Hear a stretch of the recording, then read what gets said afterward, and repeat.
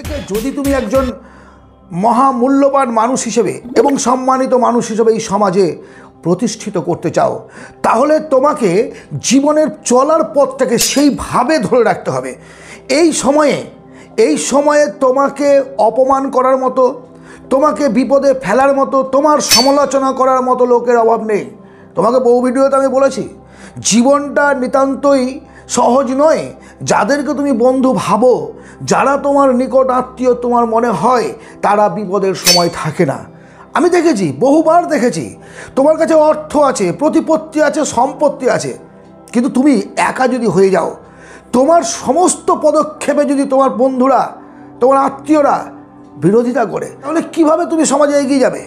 নিজের মূল্য ধরে রাখতে শেখো।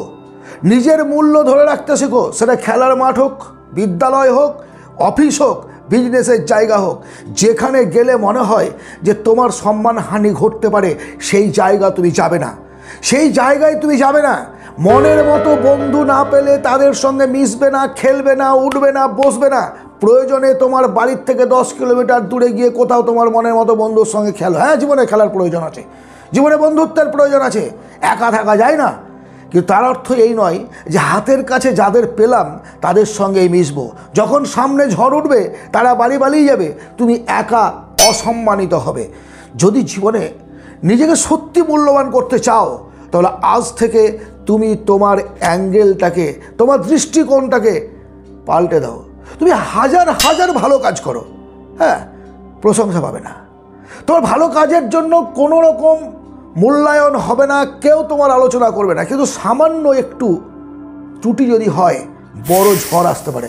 মেবি তুমি সেই ঝড় সামলে নেবে, কিন্তু তোমার যে ক্রিয়েটিভিটি, তোমার এগিয়ে চলার পথের যে রাস্তাটা, সেটা যদি বারবার বাধাপ্রাপ্ত হয় বিভিন্ন কিছুর জন্য, তুমি যদি ডিস্ট্র্যাক্ট হও, ভাববে কখন? তোমার জীবনও তৈরি করতে হবে। সবে তো যাত্রা শুরু করেছো। এই জীবন তৈরি করার পথে যদি তুমি বারবার চ্যালেঞ্জের মুখোমুখি হও, বারবার, এই চ্যালেঞ্জটা লাইফস্টাইলের চ্যালেঞ্জ নয়, জীবন গঠনের চ্যালেঞ্জের কথা কিন্তু আমি বলছি না। তার জন্য যত রকমের চ্যালেঞ্জ আছে তোমাকে গ্রহণ করতে হবে। সো ঝড় ওঠার আগেই ঝড় নিবারণের ব্যবস্থা করতে হবে। সেই পথটাকেই বন্ধ করে দিতে হবে যাতে ঝড় না আসে। এবার তুমি আমাকে বলবে, এরকমভাবে যদি চলতে যাই স্যার, তাহলে তো আমি তো একা হয়ে যাবো।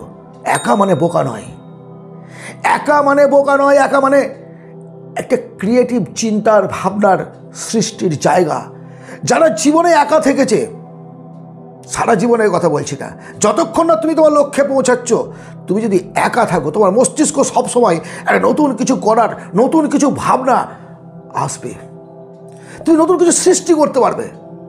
তারপর যখন আলোক ঝলমেলে দিন আসবে, তোমার হাতে আসবে আবিষ্কার, তোমার হাতে আসবে পুরস্কার, তখন মেলে ধরো না নিজেকে, ডানা মেলে দাও না। তখন সমাজ, সংস্কৃতি, দেশ ভেদ করে বিভিন্ন জায়গায় তুমি পাড়ি দাও, ঠিক আছে।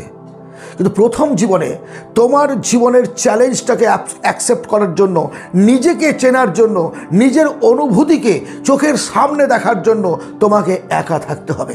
এরপরেও কেউ যদি তোমাকে অপমান করে, তুমি কি করবে? কেউ তোমাকে গালি দেয়, তোমার সমালোচনা করে, তুমি কি করবে?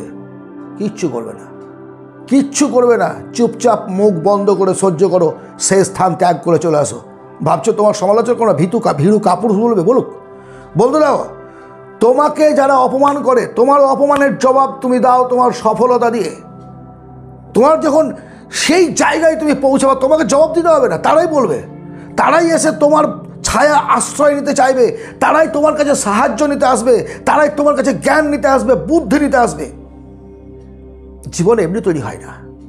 জীবন তৈরি করার জন্য সাধনার প্রয়োজন হয়। আর সাধনাটা তখনই হয় যখন সমমস্তিষ্কের কোনো বন্ধু তুমি পাবে। তখন তুমি একদিকে যাচ্ছ, আর একটা বন্ধু আরেক দিকে যাচ্ছে। তুমি পজিটিভ চিন্তা করছো, সে নেগেটিভ চিন্তা করছে। তুমি একটা বন্ধুকে অপমানের হাত থেকে বাঁচাচ্ছ, আরেকজন বন্ধু অপমান করতে সাহায্য করছে। এই দোদুল্যমান অবস্থায় যদি তোমার বন্ধুরা থাকে, তাহলে তুমি তোমার জীবনে কিচ্ছু করতে পারবে না। কারণ সঙ্গদোষেই শিলা ভাসে। আমি বারবার বলেছি, বহু বইয়ে, বহু মোটিভেশন বইয়ে বলা আছে, তুমি তোমার বন্ধুদের সঙ্গে আমার পরিচয় করিয়ে দাও, তোমার জীবনের সফলতা কত দ্রুত আসবে, নাকি তুমি অসফল হবে সেটা আমি বলে দেবো। কেন বলে কথাটা? কেন বলে কথাটা? কারণ সবসময় যদি আমি নেতিবাচক বন্ধুদের সঙ্গে থাকি, নেতিবাচক ভাবনায় আমার মস্তিষ্কে ঢুকবে। আমার চিন্তার মধ্যেও সেটা আসবে, আমার কাজের মধ্যেও সেটা আসবে। আর তুমি যদি সবসময় পারবো কেন পারবি না, তোকে পারতে হবে এমন ধরনের বন্ধুদের সঙ্গে মেশো, পজিটিভ থিঙ্কিংয়ের বন্ধুদের সঙ্গে মেশো, তুমি জীবনে অবশ্যই সফল হবে। তোমার সফলতা রোধ করার ক্ষমতা পৃথিবীর কোনো শক্তির থাকবে না। সুতরাং আজ থেকে নিজেকে বদলাও। যদি আমাকে পছন্দ করো, যদি আমাকে ভালোবাসো, যদি আমার কথাগুলো তোমার কাছে মনে হয় যে না, স্যার বা দাদা বা বস আমাকে সঠিক পথ দেখাচ্ছে, তাহলে আমার প্রতিটি কথা অন্তত জীবন যুদ্ধের শুরুতে 10টা বছর অ্যাপ্লাই করো। তারপরে তুমি যা ইচ্ছে তাই করবে, যা ইচ্ছে তাই করবে। নদী যখন সমুদ্রে গিয়ে মিশে যায়, তখন নদীকে আর চিন্তা করতে হয় না যে আমার গতি কীভাবে থাকবে। নিজেকে নদীর মতো সমুদ্রের দিকে ঠেলে নিয়ে যাও, বাস। গতিপথ চিনতে হবে না। নদী গতিপথ চিনে সমুদ্রে গিয়ে পৌঁছায় না, কিন্তু সৃষ্টি থেকে একেবারে গিয়ে সমুদ্রে পৌঁছায়। নিজের জীবন যুদ্ধটাকে, জীবনযাত্রাটাকে সেভাবে নিয়ে চলো। যদি ভালো লাগে একটা লাইক, সাবস্ক্রাইব করো, বন্ধুবান্ধবদের সঙ্গে আলোচনা করো, শেয়ার করো। এই ভিডিও প্রত্যেকের দেখা উচিত, প্রত্যেকের জানা উচিত। আমার জীবনের ঘটে যাওয়া, আমার জীবনের দুর্বলতা, আমার জীবনের অভাব অনটনের কথা, আমার জীবনের বাস্তবতার কথা তোমাদের সঙ্গে আমি শেয়ার করি। তুমি আজকে যে অবস্থায় আছো, সেই অবস্থাটা আমি পার করে এসেছি বস। সুতরাং মনোযোগের সঙ্গে এগুলো অ্যাপ্লাই করো, সঙ্গে থাকো, ভালো থাকো, আনন্দে থাকো, জীবনে উন্নতি করো।